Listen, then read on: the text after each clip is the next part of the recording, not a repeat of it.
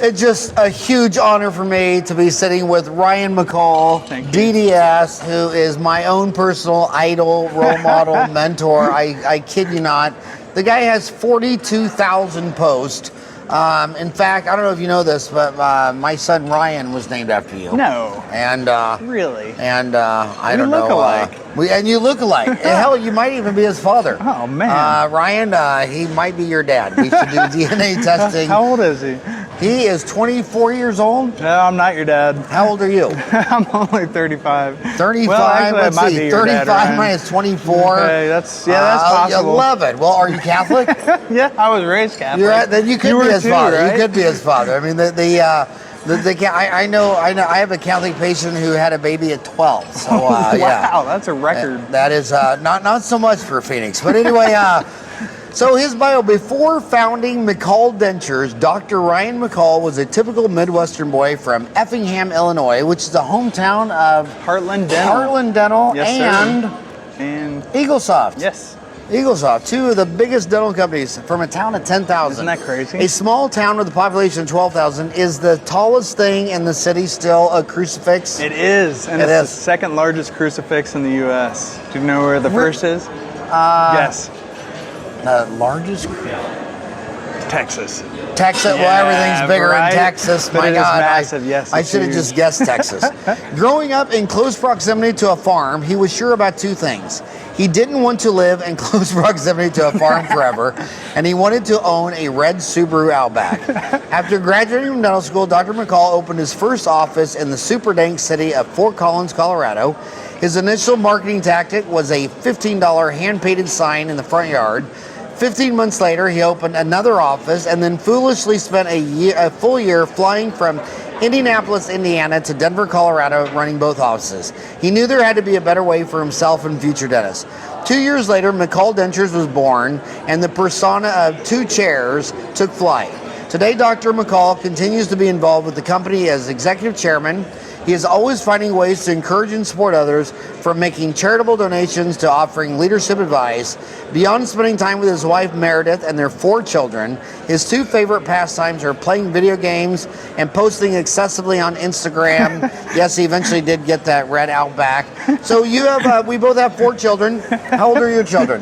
They're 8, 6, 3, and 1. Wow. Yeah. And you're 35. I know exactly where you're at. Right. And you're playing video games. I actually do not play video games because I had 4 boys, and when Nintendo 64 came out, Mario, I actually got addicted to it. Oh no. I came home every night and we would play Mario Brothers, all 4 boys, for like 3 hours every day. It took us half a year to get all 204 stars. And when I got those 200, when I got the last star, I said, you know what, dude? I think you should just walk away from this game. I just lost a half a year, 3 hours a day. We had fun though, remember? I'm jealous. We did have fun. We were all sitting there in the front room screaming and yelling, and that was, do you remember that game, Mario 64? Absolutely. I grew up with that. Walking on the lava and jumping through the window panes. It was fantastic. Bowser. Bowser? What about Mario Kart? Mario Kart was killer. And Mario, that was a weird dude. He was an Italian, made from Japan. He was a weird character. That's awesome. I actually only play at the office. My wife made me take all the systems to work because our kids are pretty young and she doesn't want them to get addicted. Oh my gosh. And we've gotten so busy that I can't play video games anymore, and it's sad. So it breaks my heart. I stole a lot of the bio from another guy from Effingham. He wanted the red Corvette.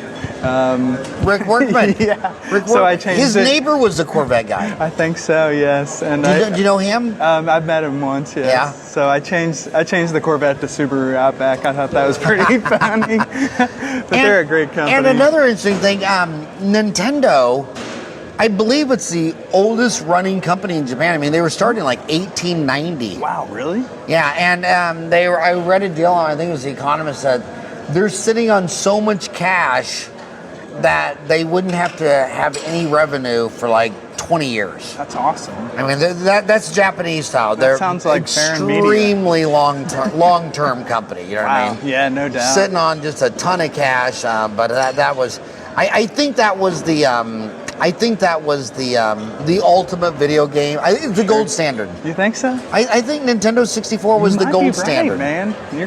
I'm a hockey guy. I play a lot of hockey games. Yeah. Football, sports games mostly. I tried the shooters at work, but it scared patients, so I had to stop that. Yeah. So Call of Duty, can't play that at all. So that's a bummer. That's awesome. You guys played together. Have you been to Japan? Oh yeah, we've lectured. I've taken my boys there. It's it's one of the more interesting countries. You learn so much about a country going there, and so interesting thing about Japan. Not only is it the third richest economy, it's U.S., China, neck to neck, and then Japan. But Japan, it's an island way north of Korea, halfway to Alaska. And their big city, Tokyo, faces the Pacific, which is half the planet of just water.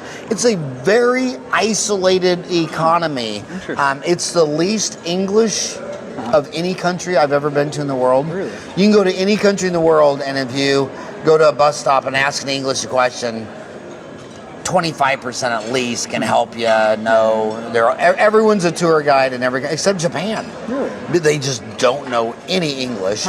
And what's really cool about being a homie is that when I go to a foreign country, I'm not at the Hilton with a tour guide. I mean, I have dentist friends like you. Sure. I mean, so some of the Japanese dentists that are totally English literate sat at the bar of this till 3 a.m. just explaining the whole history of Japan and totally agrees. They just really want to be left alone on an island. Really? And nobody immigrates to Japan. Every year they have less people than the day before because you need 2.3 kids per family to maintain the herd. Okay. They don't even have 0.9. Wow. So every year there's less people than the day before. Every year there's less workers paying taxes to support the senior citizens. So they got a lot of, that's why they're huge into robotics. Yeah, no doubt. So a lot of people will say, well, why is Japan's cars made by so many robots, not Americans? Well, number one, we have a ton of low-cost labor. They don't have labor. Sure. So it's very interesting, but the biggest unintended consequences of when I gave my first lecture, a little boy from Kansas, I had no idea that 5 continents would feel like my back. I mean, 5 continents feel to me today what Kansas felt to me when I graduated from dental school. Sure. I mean, I knew Kansas, and now I can say I know the world. That's I mean, awesome. it's That's what really Ryan cool. was saying too. He said it changed his life. Like that's, Well, you when you grow up, like everyone who says to me America is the greatest country in the world, you already know they probably don't even have a passport. They've never even left America. Right. And if they did, maybe they went to a border town in Tijuana. Sure. But I mean, you can't travel the world and figure out that America's number one in military, medicine, banking, insurance, finance, movies, music, and that's about it. That's it. Yeah. They're not number one in cars. No. That's Japan and Germany. They're not number one in longevity. Yeah. They're 38. Every year they slip in education. Yeah. I mean, there's just so what's really cool is all humans are the same, and they all approach. I fall in love with architecture because to me architecture is the easiest to see. It's easier to see than like the dentistry, but okay, we all need a window, a door, and a toilet. Sure. But every country, there's just a little slightly different variation in how their simple toilet works, or their door, or lifting a window.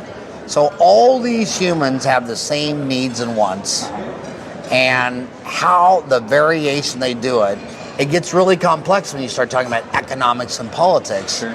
But I don't think you could understand anything if you didn't see the 10 different control groups. Sure. You know what I mean? That's so cool. And it really is, it's really cool. I tell everybody that international, if you're a dentist and you want your kids to get educated, don't send them to the state school up the street.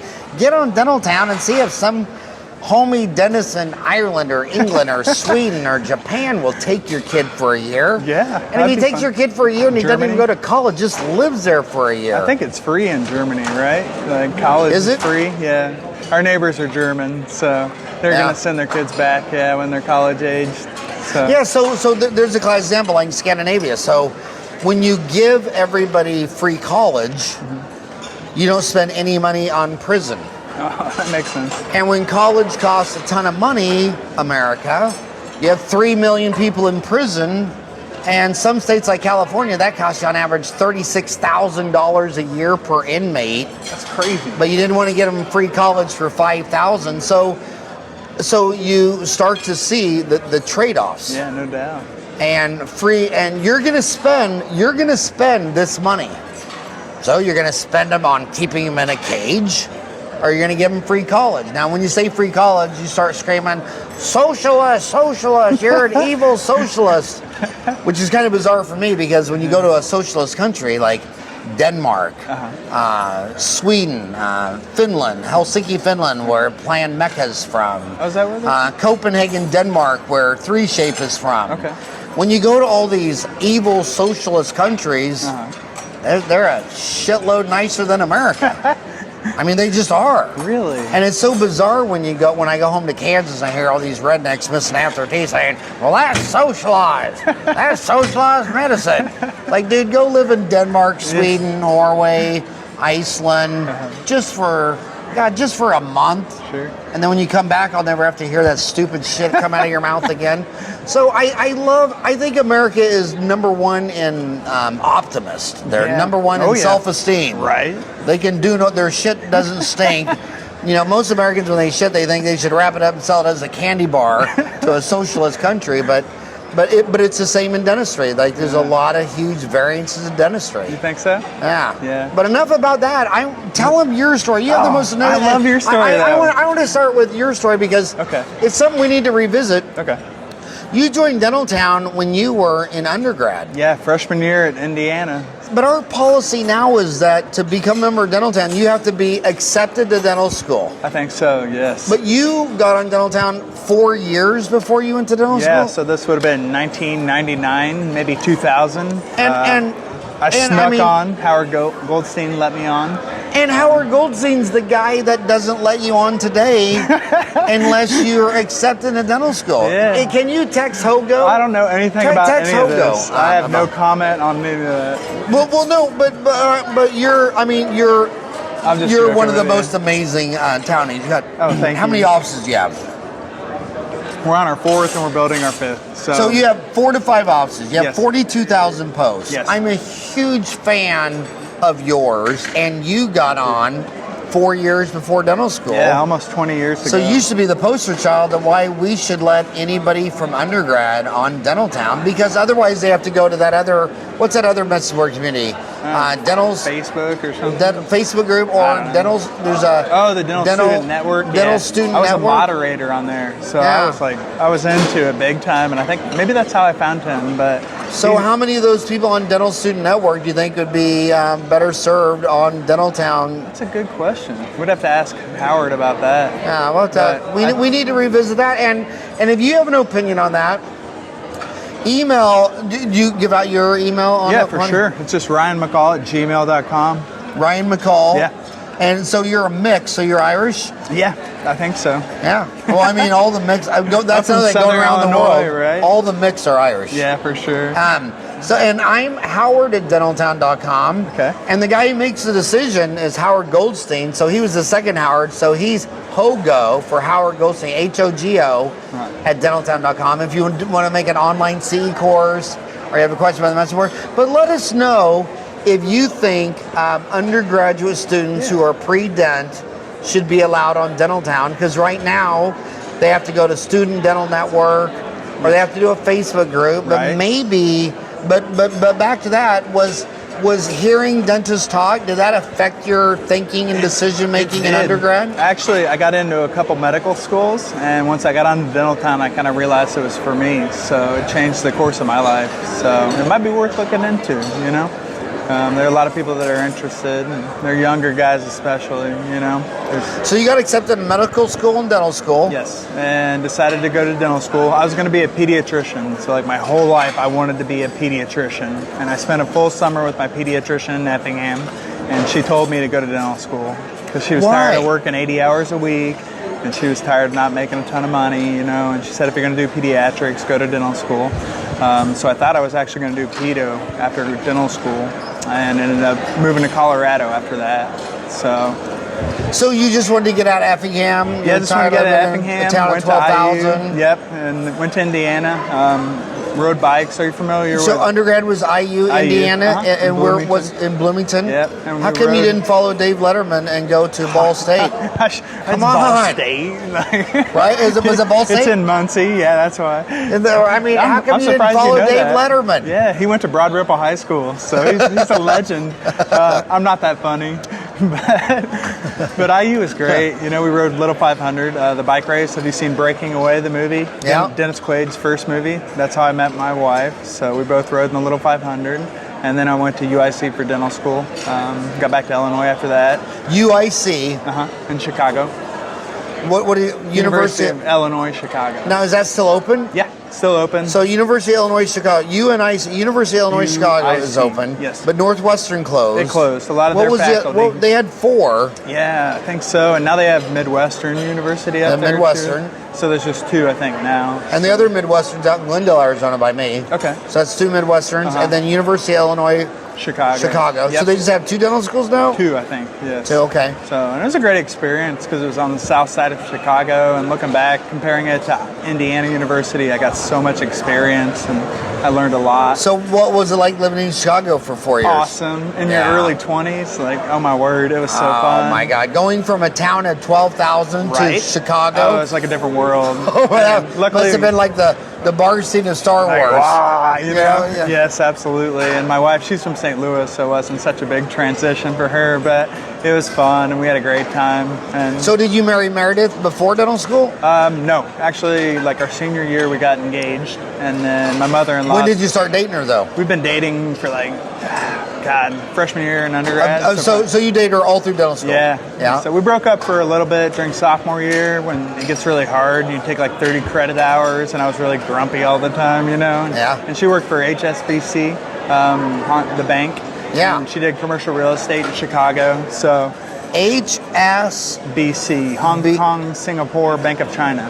That's right. And then she did commercial real estate in Chicago, which is cutthroat. Man, I think she was the only woman in the office, you know, and she did really well, but having that experience has helped us grow, you know, tremendously. She's a great business person and just an awesome support network. So she really is. She's a blessing. So we got married in Colorado, and then we had our first 2 kids in Fort Collins. So I moved to Durango after dental school. Now, Fort Collins, isn't that where the nuclear weapons? That's in Wyoming, I think. No, it's in Colorado. The underground bunker where they conduct nuclear warfare. Oh, really? Yeah. Oh, dang. No. So it's in Ryan, right? Google, where is the Air Force nuclear war headquarters? Pretty sure it's Cheyenne, Wyoming, which is like half an hour away. It's in. Let's put a bet on it. It's an underground bunker underneath a mountain in Colorado. That sounds scary, man. Yeah. We were in Durango for a while. Have you ever been there? Yeah. You know Larry Suazo? I never met him. He was a pediatric dentist, my classmate. Is he in Durango? Yeah. You went to UMKC? And then there's the famous endodontist on Dental Town. Ragnar? Okay, so I used to ride bicycles with him. We used to do mountain biking together. And he would let me come over to his office and watch endo, and I was still doing endo at the time. Is it the Air Force Global Strike Command in Louisiana? No, it's in Colorado. I'll buy it. What happened to Ragnar, man? Is he still alive? Oh, he's mad at me for something. I said something, or someone on Dental Town. It's either me or Dental Town or something. Pissed him off. He's so talented, though. Oh yeah, he is. That's when I knew that I had to stop doing endo. When I went to his office and watched him in the microscope. In Durango? Yeah, I was he's done with endo. The Air Force Space Command is in Colorado. Oh, but what city? Colorado Springs. Let's see, this is in Air Force Base, Colorado. This is what it says. That's all it says. That's not the city. But anyway, it used to be on tour before 9/11. You could actually get to it. But anyway, really? It's an underground deal with several years of water. It's on springs. Wow.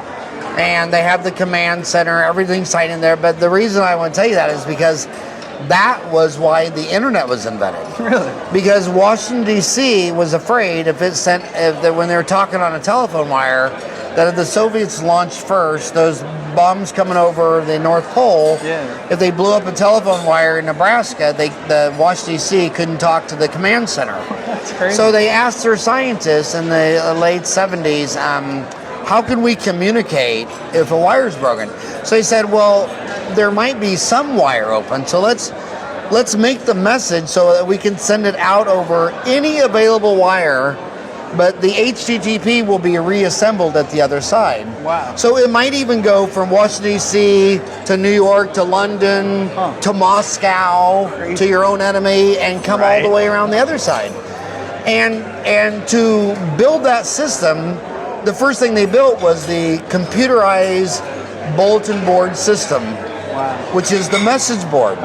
So the message board format that we're on, same as the Student Dental Network, very different than the early social media, which was email groups, like Dentist at CompuServe. You'd open up your email, it'd be this endless news feed. And then all the social media apps, all they did is get that unorganized, crazy shit out of your email.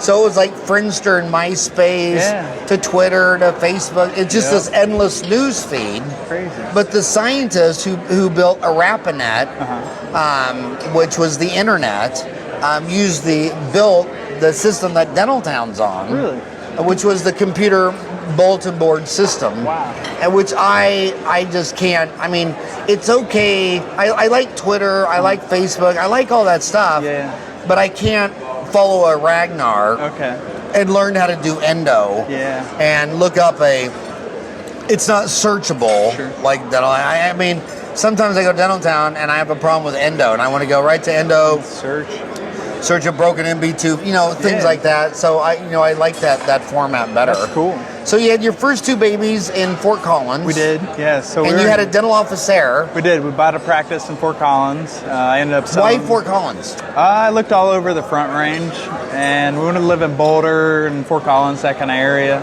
And I think I looked at like 40 practices before we finally bought one. And I found a 72-year-old guy who was only doing replacing dentures, like no surgery, no restorative, just replacement dentures. So we bought that office, and I started doing some restorative. So was this how you got into mastering denture? Yeah. I mean, so did you just fall into this? I did. Or did you, because it sounds like your love was pediatrics. It was at first, but then I realized that my passion was dentures. So in Durango, I worked for a guy that was doing same-day dentures, and I enjoyed it, but I knew there had to be a better way to kind of go about it. And I found this practice in Fort Collins, and he was an older gentleman, and he had a system and everything, and I worked with him for quite a while. And he had a lab, and I tried to switch it to restorative, and I was good at restorative, and I enjoyed it, but I realized, like, probably about 6 months in, that my passion was dentures, and it was so weird. I never thought it'd be my future, I was the guy in the back of the class during removable lecture, and I was like, no one wears plastic teeth, like, that's dumb, it's a waste of time, and now it's my passion, and it's what I do, and it's what I do all day.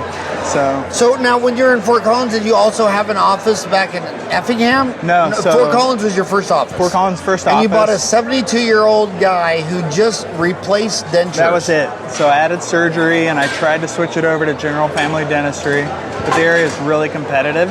So I had to find a niche, and dentures it was, because there was only one prosthodontist in town. So I dove in and taught myself everything, and went back to Dr. Pound and Dr. Turbofil, and just totally taught myself.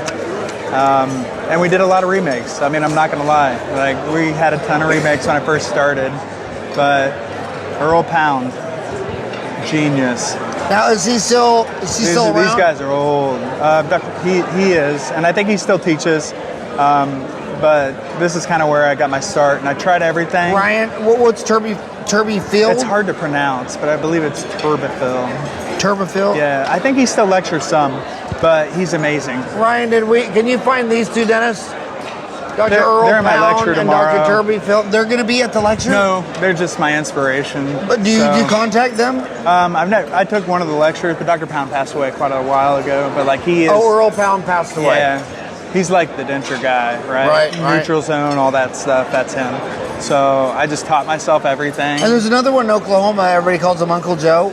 Dr. Masad? Yeah. Yeah, so I've tried all Uncle his Joe. stuff. His stuff's amazing also. Aquasil's great material. I tried all the trays. I've done it all, man. And it was all by myself, just on the fly and kind of figuring it out. So we're in Fort Collins, and someone posted on Dentaltown, actually, about a practice in Indy.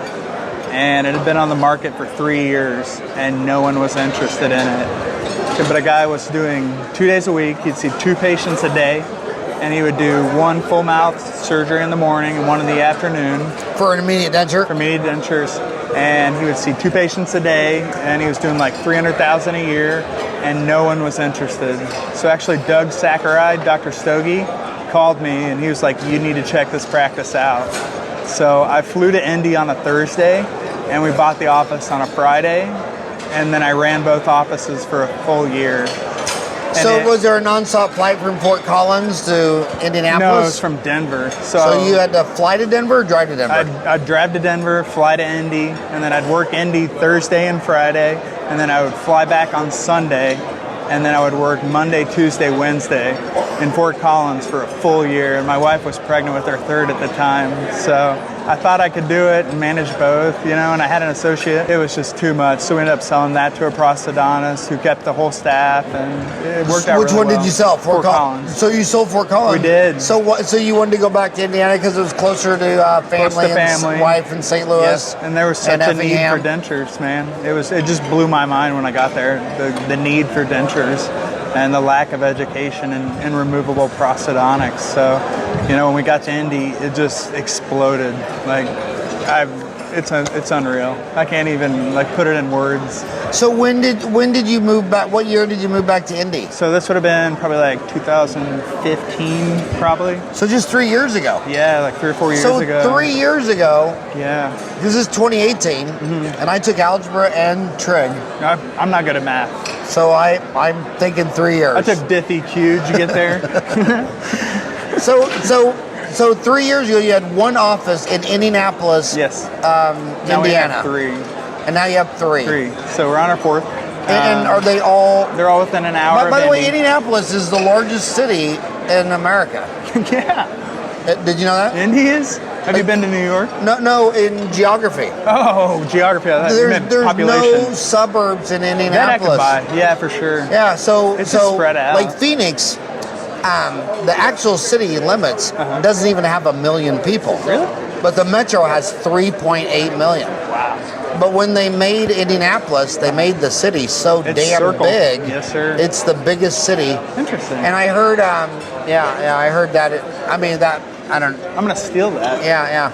Well, I double check on Wikipedia. It might have That's really changed. good. But I mean, name a suburb of Indianapolis. Name one. Carmel. But Zionsville. Somewhere like but that. any other big ones? Those are the big 2 right now. Fishers is growing a lot. I actually looked at a bunch of URLs like Fisherstown, Carmeltown. So are all 3 of your offices in Indianapolis right now? No, so one's in Indy and then one's in Lebanon, which is about about 45 minutes or so northwest. I actually found that office. Another dentist tried to replicate what we were doing, and it didn't take off quite as well, so he contacted me. And I took it over, and then it's rolling. And then we just opened Kokomo a few weeks ago. Kokomo. Spell that. Kokomo. Sounds like a Japanese dragon. It's in the middle of Indiana, cornfields, man. And Lebanon. I wonder if that's founded by Lebanese. Definitely not. Definitely not? Nope, it's a farm town, so it's a bit more rural. But there's just such a need for what we do, so we're growing pretty quickly. So the guy in Lebanon started it. It didn't work well. You took it over. I took it over. What do you think? What were the lessons learned? What do you think he didn't figure out that you? Marketing. He only saw 60 patients in 6 months, and it's a good location. But we've been really blessed with social media to find a lot of new patients. So let's go there for a minute. Sure. When you say social media, I know you're huge on Instagram. Instagram's big. Facebook. What's your biggest? Facebook? Yeah, for patients for sure. Facebook's our biggest. And Facebook's biggest, and what's next? Instagram's probably number 2. Twitter's probably a waste of time, I'd say. Unless we're hiding IP, then Twitter's awesome. Unless you're hidden what? Unless we're hiding intellectual property, then Twitter's fantastic. What does that mean? Intellectual property? Right. Like Tukey Town? Yeah. I want to hear about it. But Twitter's a waste of time for B2C. Yeah, that's what I'm But saying. you're saying it's good for B2B? It's good. No, I don't think it's good for You know anything. it's good for anything? Yeah. And any others? LinkedIn's getting better. Like, they've changed quite a bit on LinkedIn. So LinkedIn has a lot of people that need full mouth dentures? No, more for business to business. Yeah. Twitter just changed their platform like last week, which is Really? interesting because Facebook was in Washington at the same time, and Twitter stock took off. So I've been working with it a little bit more, but like as far as patient attraction, Facebook's still the best. Well, let me tell you my investment strategy on these stocks. Yes. I'm always giving money to Facebook to boost the post. Yes. I'm always, I've never given, and Instagram is owned by Facebook. Yeah. So I consider that the same company. Yes. That's the same company. So I always give money to Facebook and Instagram. I've never given $1 to Twitter or LinkedIn or Pinterest or Google Plus. Yeah. That's a good plan. Because when Twitter, it was, here's my belief on what they did. They knew there was a ton of fake accounts. They knew there were a lot of bot accounts, but they wanted to have those big numbers. Right. So in doing that, they didn't have a very extensive registration process. Okay. I mean, they don't even know I'm a dentist. So Sure. I can't send a tweet to all the dentists. Yeah. I would if I could post a podcast and pay $100 and it went to, I got 25,000 followers on Twitter. If they said we have 200,000 dentists around the world and you could forward this tweet to all, I'd pay the money. Oh, sure. But since they don't have any mechanism, since I don't get money, why would I buy the stock? Their new platform's better, and I think if you put a lot of blog posts on there, that's a good way to get some traction. But that's the only thing that I would use Twitter for. Facebook's been our best. Okay, so do you brand each of the 3 offices or just? So we have one main page just and for what our is branding. the main? And what is that called? It's McCall_Dentures. McCall _Dentures. Actually, that's the Instagram page. So That's like Instagram. Instagram, we have like 36,000 followers now. Oh my God! I know. Now these are B2C patients. Yeah, we're getting a lot of industry people on there too. But A lot of industry people. Yeah. I'm up there. I'm sure I follow you. McCall It's that one. _Dentures. Yeah, I got my snap code on there. Yeah, too. I'm already following you. Right? Right? I tag you all the time. Nope. Look, Oh, I got Ryan on there, there's man. Ryan on there. You Ryans are Check it sticking out. together. That's what I said, man. You Ryans are doing a sticking podcast together. with my guy. Right. So, which is better, Instagram or Facebook? As far as attracting patients or for Yeah, like your patients. business? Patients? Patients. Probably Facebook. Yeah. I actually went to an Instagram conference in LA last year. I got Wow. invited. They only invited 100 entrepreneurs from all over the U.S. So Vans was there, the shoe company, William Sonoma, Roy Choi, the guy who invented the food truck movement in LA, and a couple other like big name people. CEO of Instagram was there. And I showed up with all these denture pictures, and they were like, "What the hell?" They were like, "Gross, right?" But I learned so much. It was amazing. It was the coolest opportunity I've ever had. What'd you learn? I just learned how to like brand myself and like create our brand and how to find my passion and tell our story, And they had small table group discussions. And have you heard of Dry Bar? It's this hair blowout place. Oh, come on. So like, I know, right? Come Sorry, on. that's a bad joke. I use Moose. But her name's Allie, and she was there, and she has like, I don't know, 60 dry bars all over the U.S. now. Dry bars? Dry bar. And what is it? DRYBAR. And what is a dry bar? It's fancy, blow out your hair kind of thing for bridal parties and things like that. It's really genius. But I met all of these people, and it was amazing. Like, it just blew my mind. It made me think of that girl in Dentaltown starting the floss bar. Yeah. I mean, that's a cool idea, too. Do you think that'll take off? I'm not sure. I don't know enough about it. I really don't. Yeah. Do you think it will? I don't know.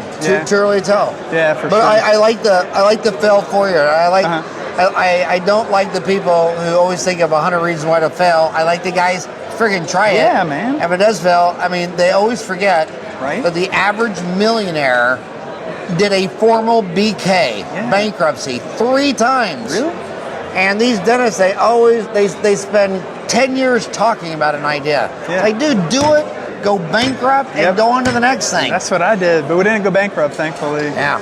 But I went to this conference, and they couldn't believe that we've had so much success on Instagram with like our full mouth extraction cases. Because if you go through that, I mean, there's some pretty graphic stuff on there. And I met the COO, Mern Levine, I believe her name is.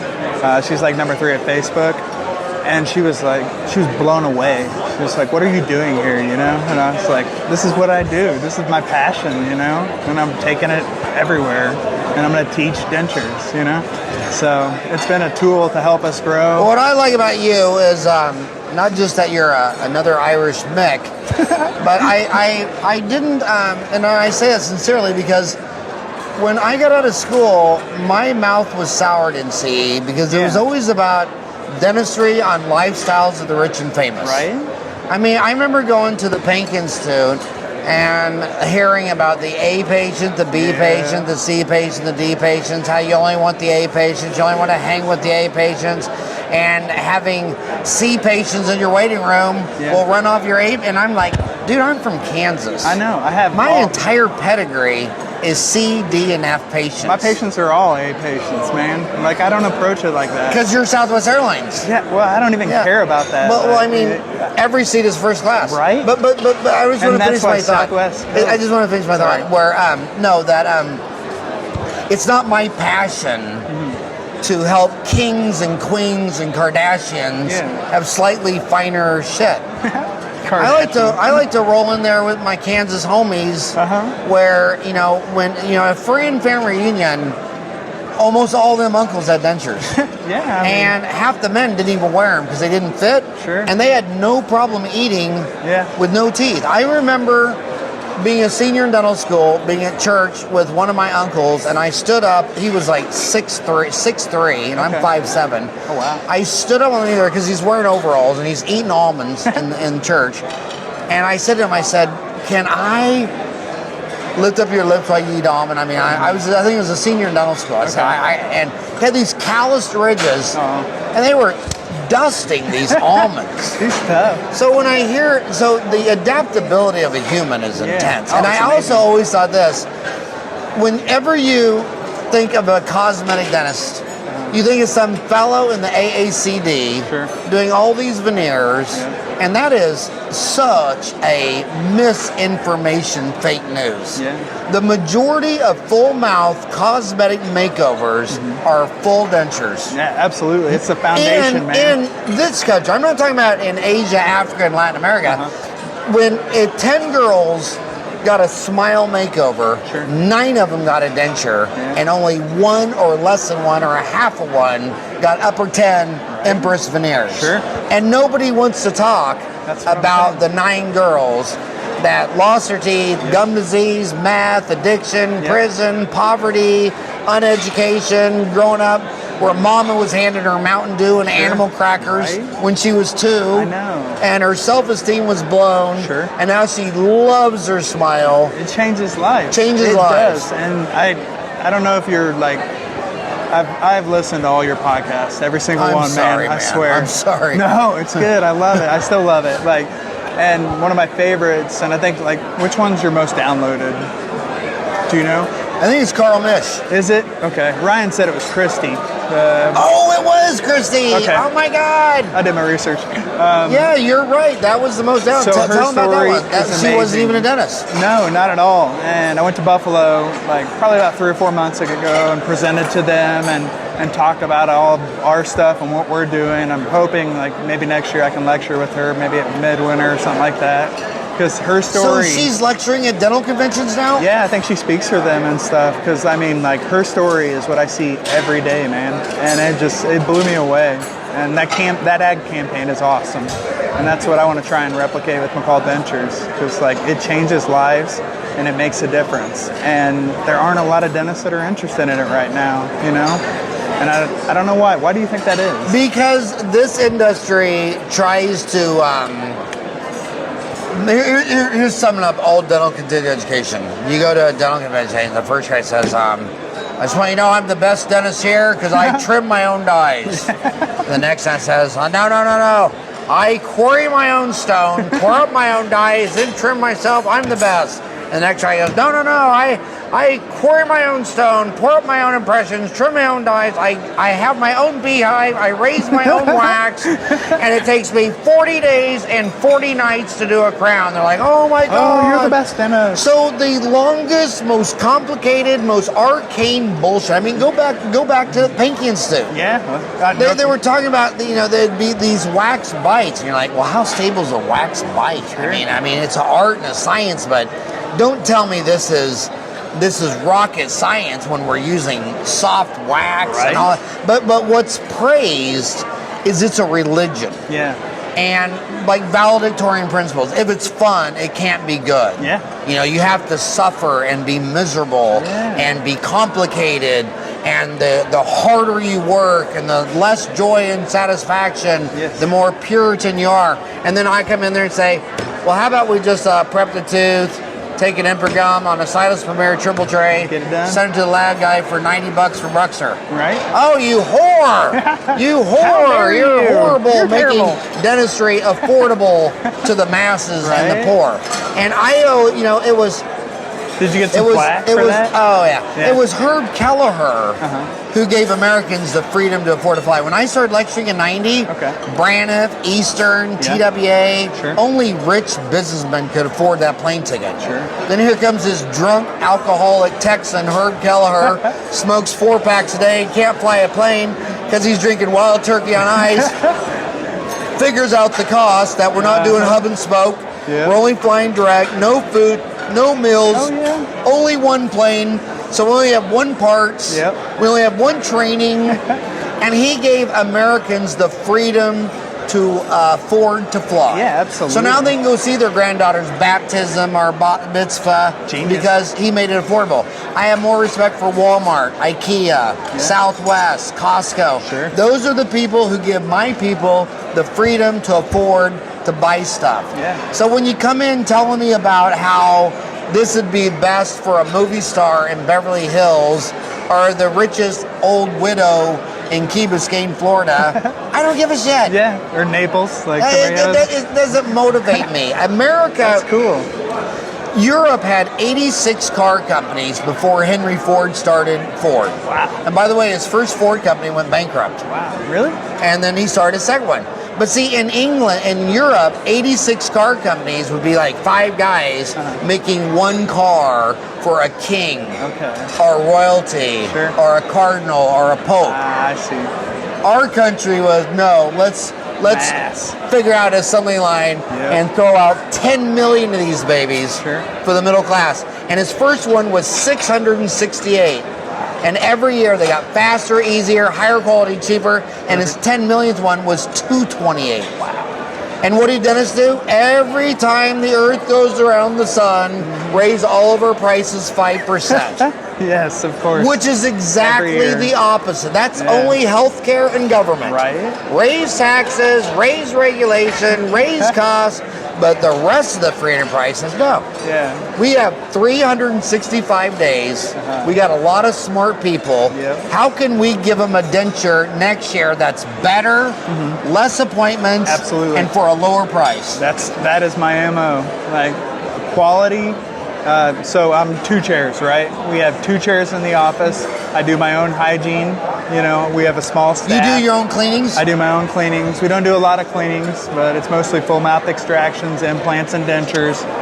We have our own laboratory, and my technicians are amazing, and they've been doing it for a combined like almost 60 years. And is it more hand art lab, or is it all digital? We're starting to switch towards digital though, and that's why I'm so interested in. So let's you want to talk about that? So your formula is 2 chairs. 2 chairs, yes, 2 chairs. Actually, we have 3, and I feel kind of like a fraud when I say we have 3 because my nickname's 2 chairs, right?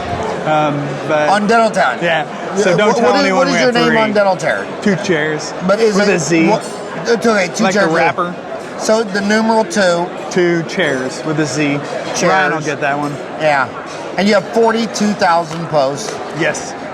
And so your 3 centers are all 3 2 operatory, Correct. but they're really 3 operatory. Yeah. Well, a couple of them. Yeah. A couple of them. Okay. Don't tell anybody. I won't tell Okay. you. And so let's start the logistics. So my model's different, like totally different. Central lab, small local. Each office has a lab. Not right now. We're just doing one central lab. And are you the only dentist for these 3 locations? I have associates, so there are a lot of guys that need work. Is associates working out for you? Because it is. I mean, usually the average associate only stays 1 to 2 years. I know, right? So we're looking for guys that want to stay long term and help us grow. Would you take on a partner? Would you ever recommend that? That's hell no. Because I don't want to say the F word. No, you married Meredith, right? Oh yeah. You make passionate love and have 4 children. 4 souls are hoping that you and Meredith stay together. Yes, and they're all going to be lab techs. And that fails half the time. Right? Now you want to marry a damn dentist? I know. I say the only time you partner with a dentist if they're awesome in bed or they're and rich. you want to have sex with them every day and they're rich. They're rich. But no, and it doesn't even work on the org chart. I know. Look at religion. Right? What would happen if you had multiple gods and there was a god of thunder and lightning and it's like, who farted? I mean, That's a hard one, man. All the major religions have the best story to tell because they're monotheistic. This is God. This is you. There's an org chart. Oh, sure. And it's just it's crazy. If you do have a partner, I'd say this: 51-49. Yes. Or you 60, you're 400. I mean, And then that's I would a hard advise that lesson to guy. learn. Yeah. Yeah. So again, the noise in dentistry, all the lawyers and consultants that sell partnerships that are making money off it, they're telling you how great it is. Okay. They never tell you about divorce. Your wife's from St. Louis. Yes. You know, one of my earliest lectures was in St. Louis. Really? I'm giving my lecture. I just started. It's an 8 to 5 deal. Okay. And 2 policemen come, and I'm just still lecturing. East side? I don't know where it was. It's pretty bad. It was like 1990. And then she points, and there's this whole office there, the dentist, and the policeman goes in the row, and he goes, "Come here." And he comes out there, and he turns around, he handcuffs them, and walks them out. Really? We all learned later that day, check this out, he has a partnership, right? The other partner never came home that night. So finally the wife got worried, finally drove to the dental office, and he's laying in the office with a gunshot wound to the head. Oh my gosh. The partner shot him, and then just went home, had dinner, went to bed, and woke up, and because, talk about disconnect. That was your first lecture? I think it was the first lecture in St. Louis. And you still lecture? Yeah, but I mean, see, they don't tell you about the partner who blew his other partner's head off. They don't tell you of the hundreds of dentists that I've met that said their divorce was 10 times easier because when you divorce your lover, like when I got divorced, my wife handed me a divorce settlement. I did not read it, and I just went like Signed this. it. She took half. Yeah, and it's like, I'm not going to fight with the mother of my 4 children. She was my best friend from age 14 to 24. Then we were married to 30 years with this woman, 4 kids. You think I'm going to fight with her? That's cool. Hell no. You're a good man. I'll just suck it up, buttercup. But that's the relationship. Makes sense. When you're married with kids. Oh, sure. Now you're going to divorce a lawyer. Yeah. I mean, a dentist who's got 8 years of college, who's fucking crazy, who's anal. And I can give you the name of 100 dentists said their breakup with their partner was 100 times worse than their divorce. Really? Have I answered your question yet? I believe so. That is definitive, yes. And here's another thing that you'll find out when you get older. A lot of the happiness in life is being in control of your own destiny. Sure. And I'd rather be 100% control of 3 offices and live in as a peaceful dictator. Yep. Then deal with the partners and the board and part of 100 offices. Yeah, so we're doing associates, and I need long-term. And that's why also I'd never understood even Mark Zuckerberg. You're a big Facebook fan. I've given him a lot of money. I've given him a lot of money, and I love his father. Did you watch Ed his testimony? Zuckerberg. Yes. He crushed it, man. He answered everything. Well, he got interrupted every time. I don't know what his answers would have been because he never finished a sentence without getting interrupted. He referred to all of them as senator too every time, you know. Yeah, and he wore a tie, and he wore a suit. I enjoyed his dad's lecture a lot that you guys did. Genius. But what I don't understand about Mark is he already had a company making billions of dollars a year. Yeah. Why would you even go public? I don't know. Why would you even want to deal with Wall Street? I mean, they're too big. A lot of those companies are really, really big that never go public. Sure. You know, I don't. So I would never go public. Interesting. I would never deal with a partnership. Okay. Dentaltown, every year someone tries to buy Dentaltown. Really? Every single year. And it's like, what do I need money for? I'm not wearing a watch or underwear right now. I'm not either. Nothing in my life. Make some knuckles on that. Nothing in my life would change if you gave me a bunch of pieces of paper. The first thing I always think about when someone tries to buy me, I always think, first of all, I always ask my staff, would you rather work for me or this guy? Yeah. And they always scream, neither. Neither. We hate both of you. I'm gonna steal that joke too. You know, okay. I'm gonna write these jokes down. And my team is happy and they're left alone and they're autonomous. Yes. I don't want to screw up their world by having some publicly traded company saying, Lori, you need to make your profit numbers, better do that. Cut costs, increase sales, shove more ads down their throat. Right. We need to make them now. And they all love you. That's what I've noticed this weekend, man. Is like everyone I've met that works for you loves you, and like they would take a bullet for Howard, and no one had said a bad thing about you at all. Were they all drinking? I think they were pretty drunk. Yeah, like that's when Ask you're honest. Ask them again in the morning. No, but thank you. That's it's so cool, and that's what I like. That's what I really connect with about Dentaltown, because that's how we operate too. Like I'm gone this week. I left on Wednesday, and I don't lecture till Saturday because I wanted to experience all of this. I've never been to Townie. They invited me to lecture at the very first one, and that's when I was still in Colorado. That's because we couldn't find anybody. Well, I sucked. We had too. This empty space. Yeah, that's we're like, okay, reach down deep. Well, who posts a lot? Okay, there it is. But, you know, and it totally resonates with me because I'm not there right now, and I know all of our offices are doing well, and I know all of the doctors are going to take care of our patients, and I got to recruit more doctors that are good at surgery and that enjoy doing dentures. And I want to find them, and I want to lecture, and I want to speak about dentures because that's my passion. Like I don't want to cry, but like that's what I want to do. So you're the Herb Kelleher at dentistry. You're bringing affordable cosmetic makeovers to the masses. I wouldn't say that. My passion is dentures, and I want to teach dentures because it's a lost art form, and it might die eventually. But don't narrow the field because. Don't look for someone good at extraction who wants to do dentures. Yeah. Look for someone just brought in bush tail because a guy like you could teach them extractions within a year. Well, I'm getting tired. My back hurts. I mean, I've extracted like 3,000 teeth in the last 4 months, and it's getting exhausting. So I'm going to bring in some surgeons, and I found a surgical prosthodontist that we'll probably bring on eventually. So we're going to grow 1 to 2 offices every year for the next 10 years, and then we'll see where we're at. So they're all going to be in Indiana? We're starting to branch out, man. I've got interest in Ohio. We've looked in Illinois, but Illinois is not in good shape. Well, let me give you a little advice.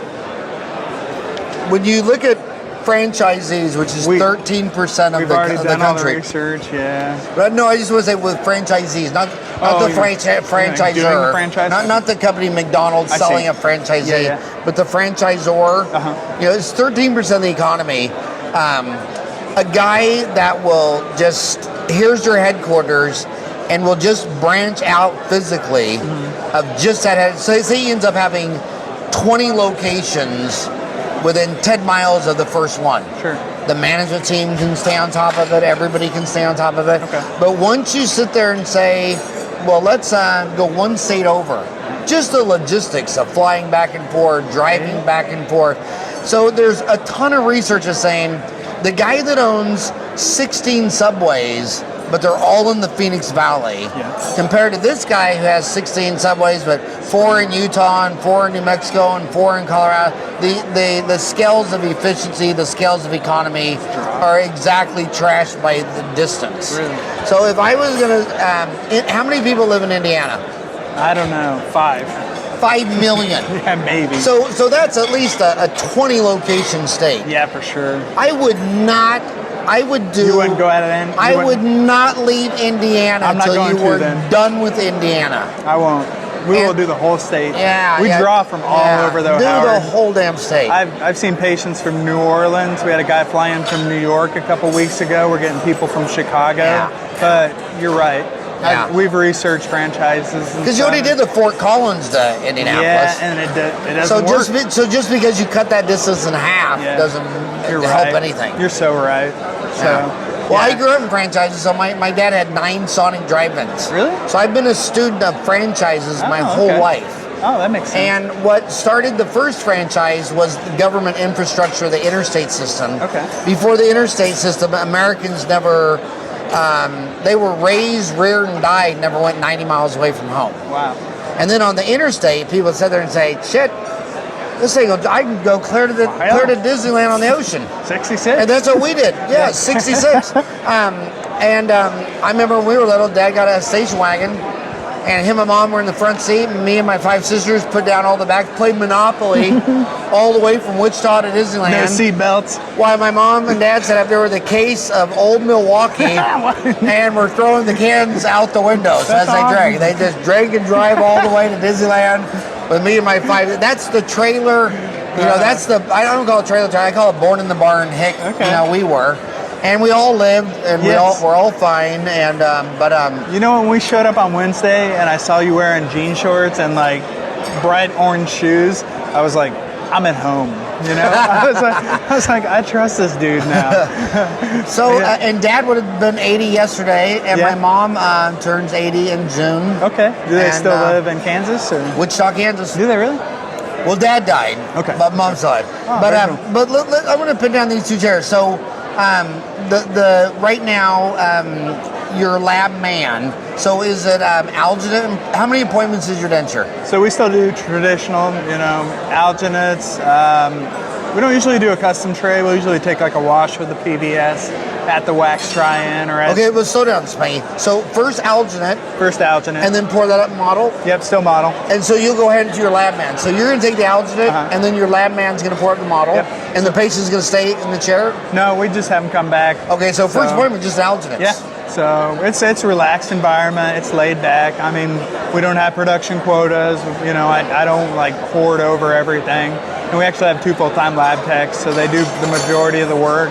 And I owe them so much because they've been doing it for a long time, and they've seen a lot of dentures. So we've been blessed to have some really good lab techs. So we do alginates, and then we'll do a wax rim Then still. the second appointment is wax rims. Wax rims, yes sir. And I used to use a face bow on every case. You do use. I used to. We go CAD CAM in a few years. I'll probably start doing it again because I don't think you can do CAD CAM dentures without a face bow. I really don't. What do you think? What CAD CAM company you like? There's one in Scottsdale, Arizona. I've tried that system. What's that company? That's Avident, is that right? Avident. And they're cool because like it's monolithic and you know it's closed source though, right? So you can't buy your own mill. Is that correct? I'm not sure. I think it is. I want to purchase a mill. So I've tried the 3D printing.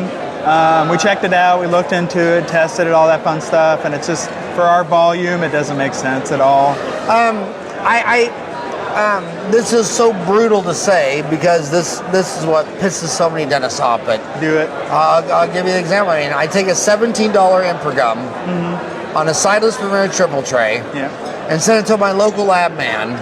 Makes me a $100 Bruxer Crown or a PFM, and I cement it. It's perfect. Sure. So what does the dentist do? Well, maybe I should buy a $150,000 Cerac machine and have my assistant, who's never made a crown, chairside mill, and this appointment, which was an hour, numb, prep, impress, temporize, release, come back in 2 weeks. Well, I want this same day crown. Yep. So now she's in the operatory for 2 hours, Sure. if you're lucky, sometimes 3. Right. I've been in dental offices where the assistant tell me, dude, he puts them in there 8 o'clock. They don't even leave till noon. Wow. And it seems like, and Warren Buffett is my idol. Yes? I went to Creighton, Omaha, Nebraska. Oh, yeah. He lectured our business class. Oh, cool. He still says to this day, 95% of all the CEOs go to work every day to try to figure out how they can do everything slower and more expensive. Totally. He says only 5% can sit there with a 5x7 index card and a number 2 pencil. And if you can't explain to me your business on a 5x7 index card with a freaking pencil, what is your business? How do you make money? What is your story? If you can't explain that on a 5x7 index card, you don't even know what you're doing. And here's a denture facility. There's nothing wrong. Just write dentures on mine.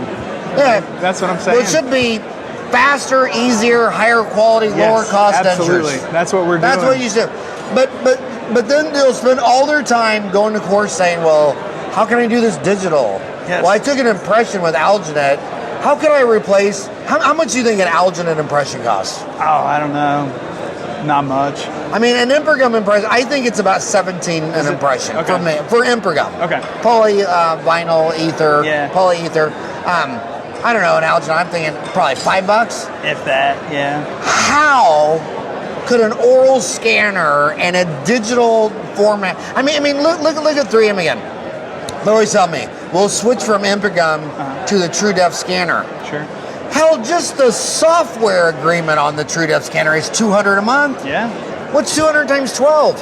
Right. Plus the upgrades. $2,400 a month. Then I got to buy an equipment. That's got to have freaking antiviral software and malware and updated. And I mean, it's like every time a dentist has an idea, their overhead goes up. I tell dentists they need to get a big whiteboard in their break room. And when they're driving to work and they're running 20 red lights, they got this big old exciting idea that they need to run in and write it down. And then blow a whistle, get their team there and say, hey, this is my idea and I'm really, really excited. Hey guys. So please, if you love me, stop me from doing this. Because every idea I have makes everything more expensive and messed up and slower. Just can we just stick with the Alginet and the Impergum? Can we just, because, you know, when you look at same-day dentistry, I've been a dentist for 30 years. They only have 2 questions. Freaking scared. Are you going to hurt me? Can you knock me out? Can you put me to sleep? You got that laughing gas stuff? That's what I'm saying. Number 2, I'm afraid of the cost. How much is it going to be? So they only are saying 2 things. I'm afraid you're going to hurt me, and I'm afraid of the bill. And what's your idea? We'll switch to a true definition scanner. My God, instead of having 7,000 labs, now they're only 200. I'll have the only impression with a $200 a month software agreement. I mean, sometimes I think, oh my God. I know, right? I love your passion. I love your excitement. And I love you. I love anybody who went to college 8 years to help your fellow man with your hands doing surgery. But God dang, when it comes to business, healthcare and government are so insane. Oh, especially dentistry, man. It's just backwards, right?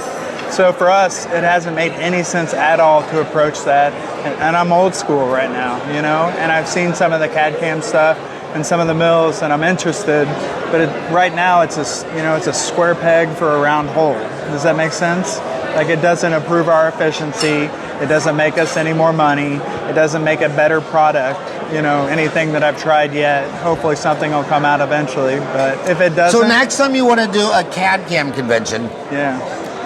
just go get some Disney film for your 2-year-old kid and painfully sit through. What's that woman? I have a part system. What's that girl Disney princess movie? I don't know. That everybody talks about. Tinkerbell. Speaking of which, I love her. Gigi is like my best friend. Oh, Gigi? She said Shout out to Gigi. Hi, Gigi. We love you.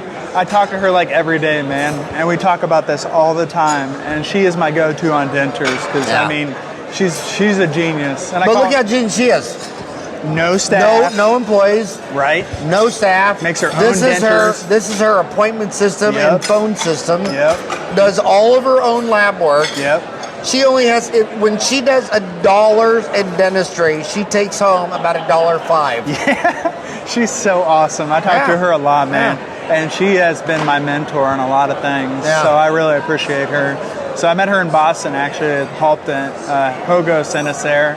And Gigi just grilled him, man. She asked so many questions. It was awesome. So I love her to death.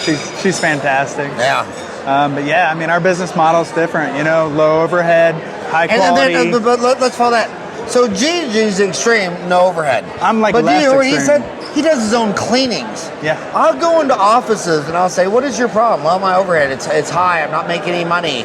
And he's sitting back there in the office talking to me for an hour while his hygienist is cleaning the teeth. Yep. And then she comes and says, I need a hygiene exam. And then he sits there and talks to me for 5 more minutes, then goes and does an exam. And I'm like, why were you paying her $40 an hour? Right. While you sat here on your ass the whole time. Talking to me. And I look at what the hygienist does, and 50% of the time you don't even have to be a hygienist to do it. She sits up the room. An assistant can do that. Sure. She goes and gets the patient, seats them. And then when she probes, she needs someone to come in and assist. The assistant's in there. Yep. And then when she's scaling, and then when she's done, anybody could polish, floss, fluoride treatment, Sure. write up the chart, dismiss them, clean up the room. So then you get these dentists who say, my overhead's high, I'm getting rid of the hygiene department. You don't have a hygienist. Nope. No hygienist. Rick Kirshner has 350 comfort dentals, no hygienist. There's only 3 publicly traded dental offices on earth that are so really they could be publicly traded. Heartland couldn't go publicly traded. They're not profitable enough. Either could, there's not one DSO in America that could do an IPO on frickin' NASDAQ. Really? There's only 2. One 300 Smiles and Pacific Smiles in Australia. Okay. And Q&M in Singapore. Really? And none of them have hygienists. Interesting. They say, look, I can have an assistant set up the room, seat the patient. Yeah. The dentist comes in, probes, assistant scores. Then when they scale, they're scaling each tooth while they're doing the exam, while they're bonding to the patient. This is Right. the only unique selling proposition of dentistry. Sure. I'm all done. The exam's done. We've all talked about everything. Assistant comes in, polishes, flosses, fluoride treatment, dismisses you, cleans up the room, the whole 9 yards. I can't pay a hygienist $40 to do a cleaning where Delta gives me $55. Yeah, it just doesn't make sense. Insurance companies killed hygiene. Yep. But what you have in dentistry, let's call it what it is, it's lazy. Sure. The doctor's back there sitting on his ass while the hygienist, and then they'll say, well, the hygienist does the cleaning so I can do higher valued procedures like molar endo and implant. Dude, you did 1 molar implant today. You did 1 molar root canal today.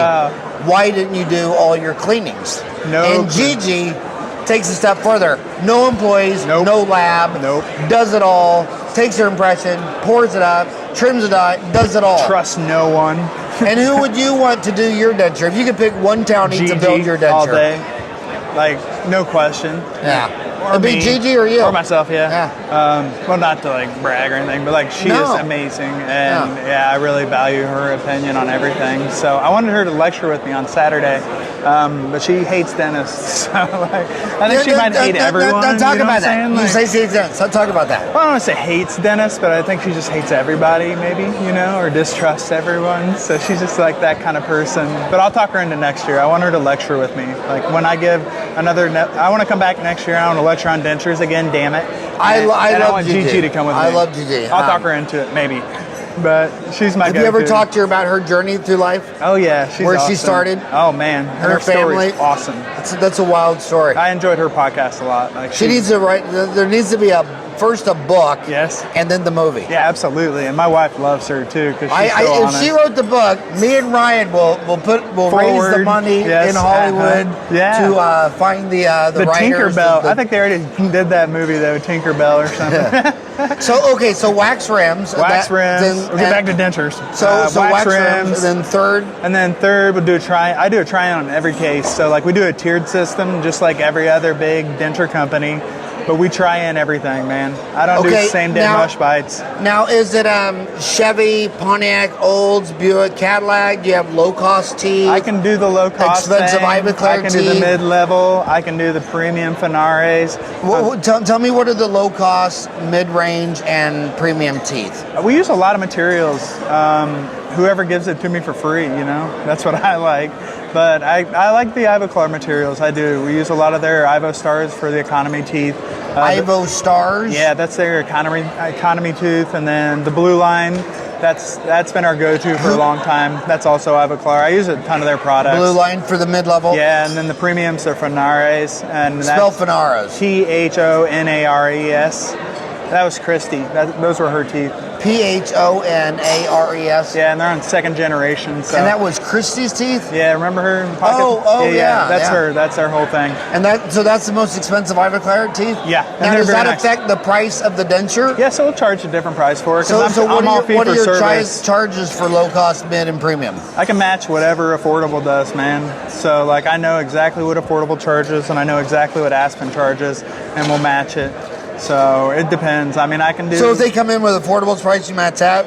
Usually we can go below it, just because But I mean, do you have your set fees? We do. Yeah. Okay. So can you share your set fees? Yeah. I mean, I'll do a $399 denture for economy. You know, mid-level is going to be more like a $1,400, $1,500, $1,600 denture, and then $2,000. Wait. $399 was an arch or full denture? Per arch, yeah. Okay. So what was per arch on midline? Midline. I mean, it's going to be like $1,400, $1,500, $1,600, something like that. $1,500 an arch. Yeah. So $3,000 for a denture. Yep. Full set. And then so the other one was $399 an arch. So like $798 per set, right? $798 per set.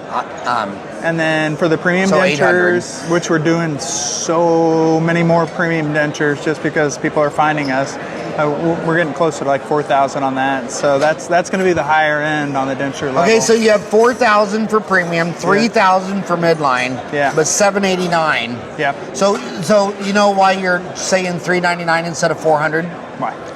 Because a lot of people, it's confusing to the marketplace. Think so? A lot of people think that $399 sounds cheaper than $400, but how that started was actuarial. It was for controlling peculation. Interesting. So on a cash register, if I charged 99 cents for everything, I'd break a roll of pennies, 50, and every time someone gave $1, I'd have to give a penny. So as the owner, the accountant looking for stealing, I come in, if we only have 20 pennies, I know you did 30 transactions. Yeah. So that was just to get a transaction count. Interesting. So a lot of people believe, so it was all for embezzlement and getting actuarial accounting. Wow. And so then you sit there and say, well, you did 30 transactions. How come you didn't pull the register 30 times? That's crazy. There's one thing missing. Yeah. Sure. So it never was that $399 sound cheaper than $400. Okay. I see. So if you said in Colorado though, I was only doing premium. You're only doing 4,000. That was it. So if you did 4,000, 3,000, then the bottom, the premium, you would want to on just the cost. You would want to know what the other cheapest costs were. Yeah, but I didn't offer the other ones. I only did the premium ones in Colorado. But when I moved to Indy, and like it turned a lot of people off. You know what did the 4,000, right? Yeah. Because they didn't have other options, and it's not that it's a bad denture and it's not a lower quality, because we still use great products and we take our time with it. And, so what's your market share percent of the 800 versus the mid-level 3,000? Honestly, most people go for the mid-level. They really do, and it's an awesome category. denture. Anywhere else you go, that's going to be the premium denture. So what percent of your sales is that? Oh man, 80? Probably at least 80. And then but that's a phenomena that anywhere you go, if you have like Meineke brakes, that the basic, the premium, and the deluxe, everybody buys premium. Really? Yeah. So whenever you give them three choices, they're always thinking, I don't want the cheapest. Yeah. But I'm not made of money. Sure. So they always pick the middle. Yeah, no doubt. So whenever you have someone that just sells one thing, if you just add 2 more price points, they'll overall sell more. Yeah. Just because of the psychological effect. I've noticed that too, but we're starting to get more premiums because we colorize the gums and characterize them, and like it's a nice process. So when I think of gum colorization, characterization, I'm thinking of non-white. I'm thinking Hispanic, American Indian, African American. I'm talking more like pink and like, something you might do for a fixed hybrid or something like that. Like some detailed. There's some composites that you can use as well. So it's a little bit longer process, but we do. I'll do anything. And a lot of the economy dentures are like 18 to 23-year-old kids that I have to pull 28 teeth on. Is that from meth? Sometimes a lot of heroin in Indiana, Mountain Dew, cigarettes, things like that, and that's all they can afford, but we still make them a nice denture, and it still changes their life, and I'm happy to do that. And what percent of your business is immediate versus remake? Mostly immediate in Indiana. I'd say probably 75 to 25 remake. So, because the remake, I mean, those are the hard cases. You know what I'm saying? So we got an alginate, then a wax ram, then a Trian, then a delivery. Yeah. So it's 4 appointment. Yep. 4 appointment. So, I mean, it's old school, but it works, you know, and it's tried and true. Now, I've done tracers, I've done all that. How long is the average from alginate to delivery? We can do it, like, I could do it all same day with our lab, but usually we'll schedule a week, you know, in between. But you can do it same day? Oh, yeah. We can and do what it percent choose same day? We don't offer it really because we're just so busy. So like typically it'll take a week and a half, maybe 2 weeks tops to get the denture made. Yeah. But now that we're getting so busy, I can't even schedule surgeries right now. So let's go back to busy. So it's your Facebook page. I had to stop advertising, Howard. So your Facebook page, so it's McCall Dentures. Yes. That's your Facebook page. Correct. So are you just like making a post then boosting it, or do you make a post? I've tried it all, man. And that'll be what part of my works best? lecture tomorrow. It depends. It's changed a lot too. It's gotten a lot more expensive recently. Like when I first started in Indy, I would put up a post and we would get 600 organic likes for free, right? So 600 people would see that post and they would like it in Indy. And now I'll put a post up and 6 people will like it, you know? Because Facebook got smart. No. Facebook knows what you're making money off of, Oh, and yeah. then they kill that until you boost the post. They're smart Americans. Yeah. So what do you have to spend to boost the post to get to go back to your 600 likes? So I mean, like the industry standard is going to be over $1 at least, but like $1 per like? No, probably yeah. Well, it depends. No. Like cost per click, right? So like the industry standard would be closer to $1.25 for all industries. I can do it for 10-15 cents for a click. Yeah. So you're making a post and then you just boost it? Usually, yeah. I mean, that's typically the way to go. And are you boosting it for the state of Indiana or just We're just blanketing the whole state now. Okay, so you make a post, you blanket the state of Indiana. You make one post a day on Facebook? No, I am not even posting on Facebook. But I mean, in your heyday when you when you started. Yeah, I mean, we found which day? ads work the best, and then I would just kind of run those ads and stick with the ones that work the best and got the best return and response and stuff, and less click-through rate. And it depends on how nerdy you want to get on all that. Yeah, get nerdy. Okay, yeah. So click-through rate's a big one. Impressions are a big one. Engagement's a huge one. Like I monitor engagement like a hawk. But I'm wondering, would you make one post a day? Would you make 2 posts a day? Yeah, if you're getting started. What were you doing? I think less is more now, to be honest with you. Yeah, absolutely. Like I think if you're posting 3 or 4 times a day, not like for you, like all of your stuff. I see what you do. Yeah, I'm B2B. Yeah, for sure. I'm totally different. I'm just posting for dentists. Do you use like Hootsuite or something like that to do all your posts? You make Ryan do it? No, I do all my own posts. How are you posting like 4 times at like 4 in the morning, man? Well, a couple things. Number 1, 4 o'clock in the morning. I'm up for the day. I was too today. Number 2, I get all of my stuff sent to me. They're sending it to me on Facebook, on Twitter, or whatever. Yeah. And this is I don't know how to say this without legally throwing myself under a bus, but so many dentists thank me all the time because I'm sharing something that they want to put on their page. Cool. And so I can't tell you how many dentists have told me. So I have a thread on Dental Town, patient education. And most dentists say, every day I want to post on my Facebook page. Yeah. I just go to Dental Town. I follow Howard on patient education. He'll throw up 5, 6 neat things. Other dentists are throwing neat things on that. Oh yeah, that's the one I want to put on my page. That's cool. So I'm just the meme guy. Yeah. If anybody, that's awesome. If anybody made any meme that's quasi cool about dentistry, Oh, you want to see some good ones? I'm gonna post it. Just to help my homies. Yes. Fertilize their pages. You'll have to talk to Hoga then. He's seen some good ones. I have that thread dentally incorrect. If they're over the top, it's funny. Yeah. Post them on dentally incorrect. All right, I'll tell my friends. And if they're for a dentist website or Facebook page, post on patient education. Okay, very cool. Because what I'm trying to do, the dentists have to wear so many hats, right? And they're trying to learn endo and they're trying to place implant. They got so much time. I want to make it so if they're trying to do their Facebook thing, if I got sent 6 cool things yesterday, it takes me no time to post them. Yeah. So I post 100% of anything at Howard Farran. So Facebook.com, Howard Farran, Twitter at Howard Farran. If it's Howard Farran, it's me. Yeah. Now, if it's Dental Town, Ortho Town, Hygiene Town, Townie Meeting, then it's my marketing team. It's Julianne, it's Chris. Oh, cool. That makes it's sense. Ryan. Oh, nice. But it's Ryan's awesome, man. He's so cool. Yeah. He's a good kid. I got 4, and I'll tell you, when you're my age, the thing you'll be most proud of is those 4 kids. Yeah.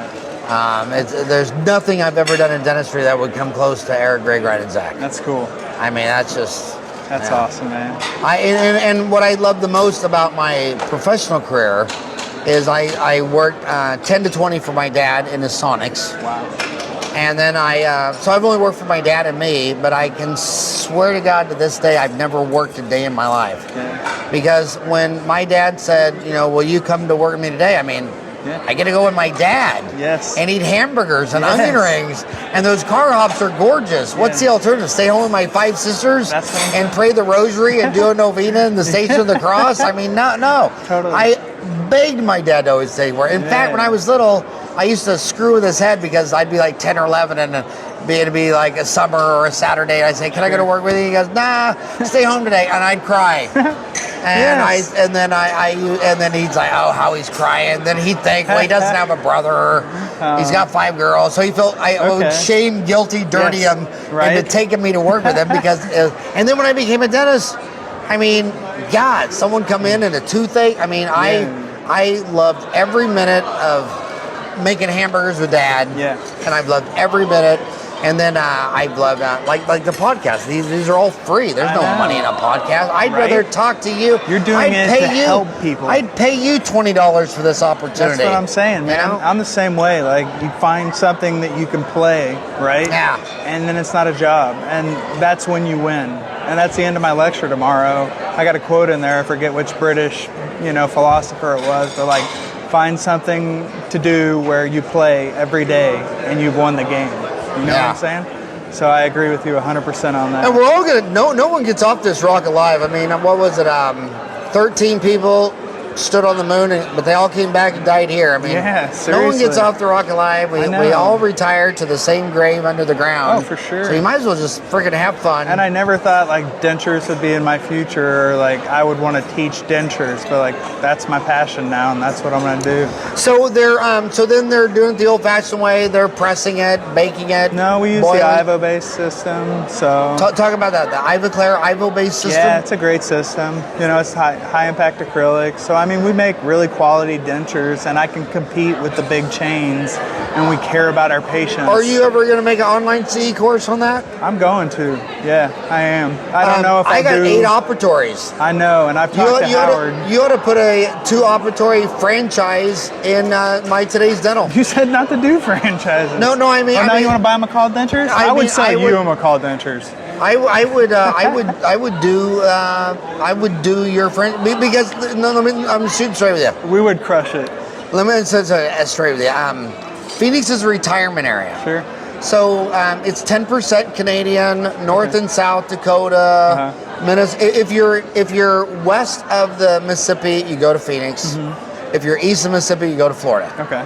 So it's all these good old Midwestern people, and they come down here, and because of your marketing, because of your horrible website, they always think they're going to find better dentistry in the big city, and they put off their dental work all summer because they're in a town of 5,000, and they go to Hodunk's website, and it's like, it's just like an address. There's no photos of any work. There's no nothing. So they assume that they'll get it done better here. And then they'll tell me their town they're from. It's like, dude, that guy has his diplomat in the International Congress of Oral Implantology. He could have done all of this. Sure.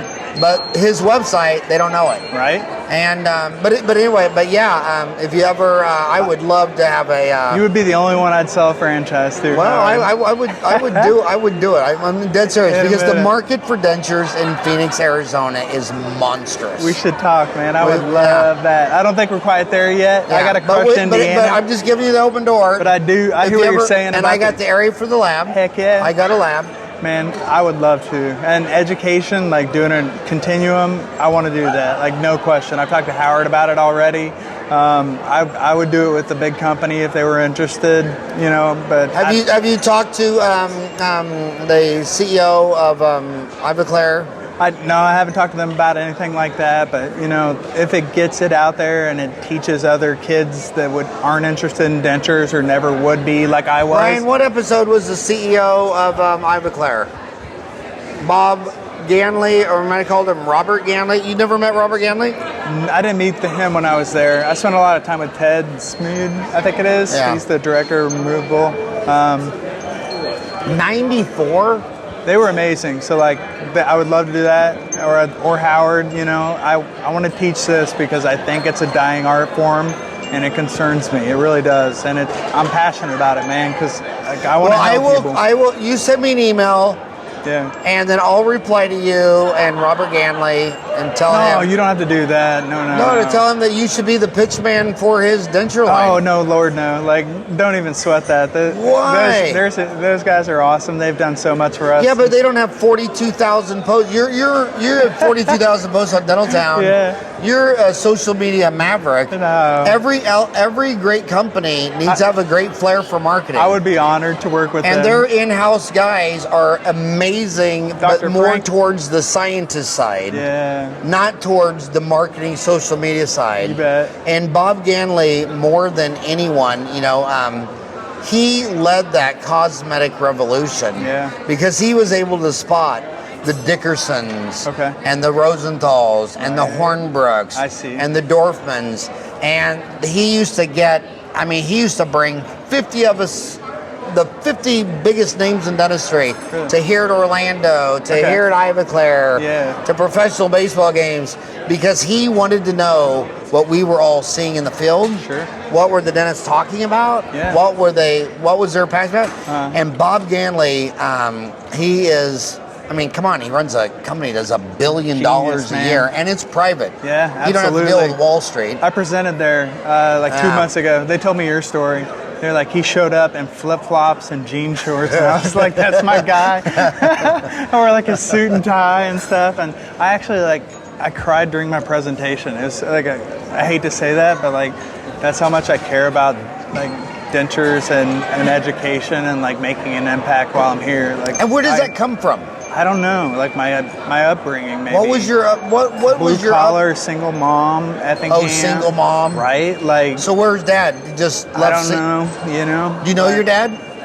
No, we don't talk anymore. It's like, it's one of those things. But like, my background shaped me for where I'm at now because I understand denture patients, and that's a large part of my lecture tomorrow is patient management and like how to grow with your denture patients and how to make them happy, because I don't want this next generation of dentists to like come out and not want to do dentures or be interested in it, because I need help, and like I can't do 3,000 extractions a month because my back hurts. I'm getting tired, and our marketing has been a tool to help me grow that. My true passion, man, is helping people. It really is. So, if it's with a company or if it's with you guys or whoever, I'm going to get that out there, and I'm going to travel, and I'm going to take my kids to Europe or in Asia, and I'm going to do that.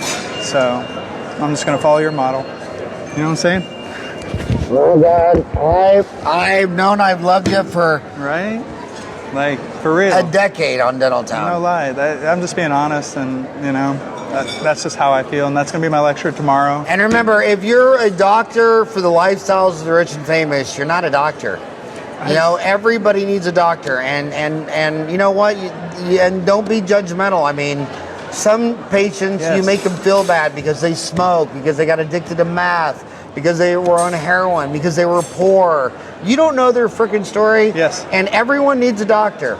And they don't need your judgmental bullshit. I remember when I was in UMKC, the two oral surgeons that were my mentors were Brett Ferguson, who's now the president of the Oral Surgery Association, and the other one was Charlie White. And one time we were at Truman Medical Center, it's an emergency, it was a trauma case, and I'm asked this patient, well, what happened?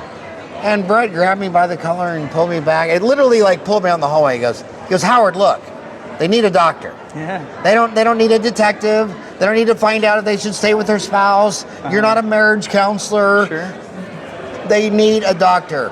Total respect. Don't ask questions. Let's fix them up. Let's get them out of pain. Right now, Absolutely. they need a great oral surgeon. Sure. And you to help. They don't need judgment. They don't right? need Tracy. They don't need a reverend. Yes. They don't need no doubt. fire and brimstone. They don't need advice. They need a doctor. Yes. So when your patients come in, they need a freaking doctor. They don't need Judge Judy. They don't need Dr. Phil. Yes. They don't need your rolling your eyes and condescending and you know what I mean? Absolutely. That's part of my lecture tomorrow, man. It's like how I manage that. And that's how we've grown so quickly. It's like we don't judge people, you know, and we manage expectations, and I don't squash it. Like a lot of guys, they'll approach a denture, especially like a lower denture, and they're like, it's gonna suck, you're gonna hate it, you're not gonna wear it. I don't do that. Like, we're different. I'm gonna teach you how to use your prosthetic arm, okay? We're gonna work with you until you can wear these damn dentures, and you're gonna eat with them, and you're gonna look good. And if you can't do that, you're gonna bring them back, and we're gonna fix it, because that's how I operate. And then how many of these do you upgrade to implants? A lot. Like what percent? So many. We do mostly locators. I've done a lot of all-on-fours. What brand of the locators? Zest. They're Okay, still my Zest. favorite. They're great. All of Preet's stuff is awesome. They were super nice. I really enjoyed meeting with them. Preet, now, They're right there. yeah. That dude is so smart. Where was that right? Right straight hair.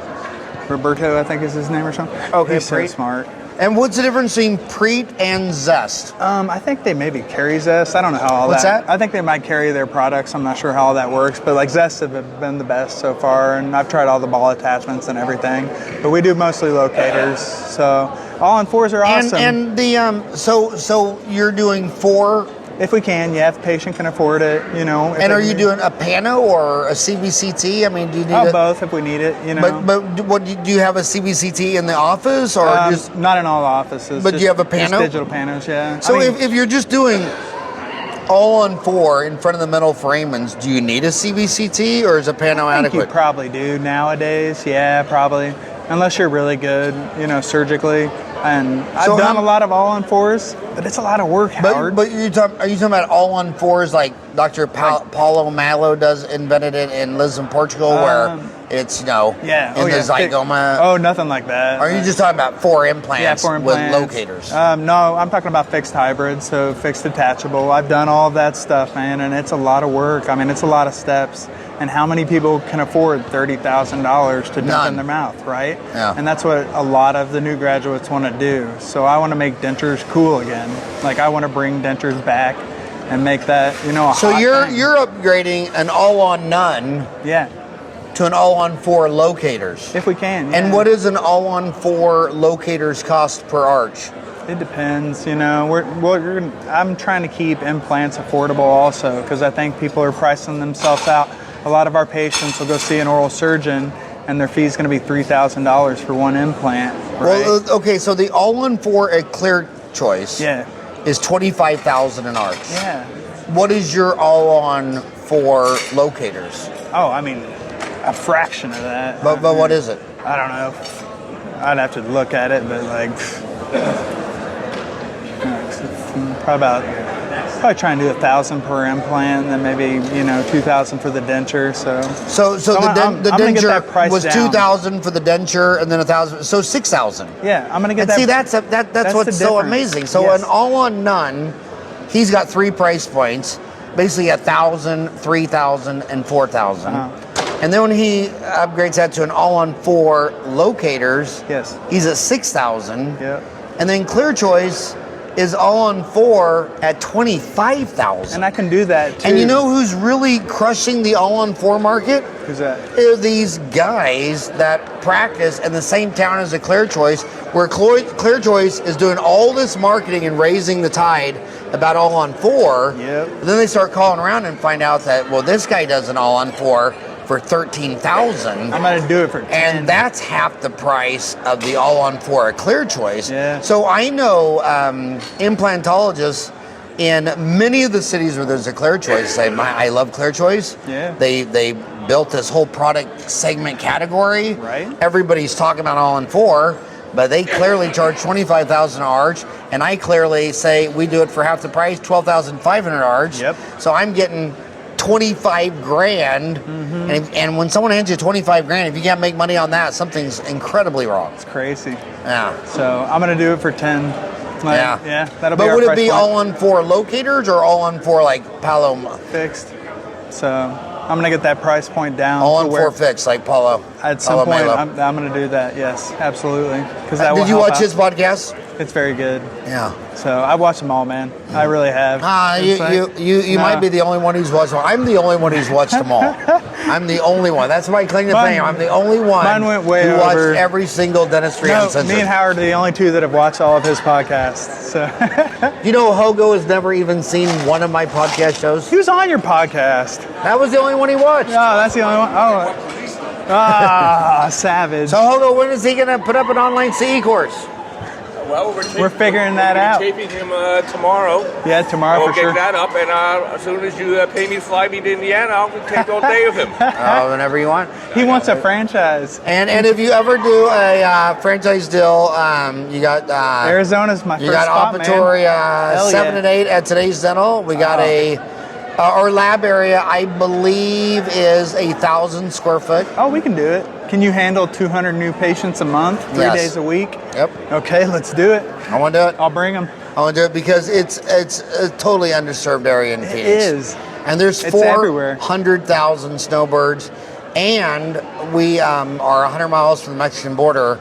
And who's coming over the Mexican border isn't just Mexicans. They're from Bulgaria, Romania, Yeah. El Salvador, Honduras, and a lot of them are edentulous people or need full-mouth dentures. I'm gonna take the whole state of Indiana, and then I'm doing one franchise only, and it'll be in Arizona. All right, I'm your How's that man. sound? Give I'm that- your man. Give me that hug again, All brother. right, I'm your man. We better end this shit. And we'll 'cause do it the went whole long. and we'll do the whole damn thing on a handshake. We That's won't what even I'm need saying. a lawyer. But What's all a right. lawyer? Howard laughs. Thank you guys. Hey, thank you you, man, so much for all that you do everything. for dentistry. No, thank you. And thanks for being the Herb Kelleher of dentistry.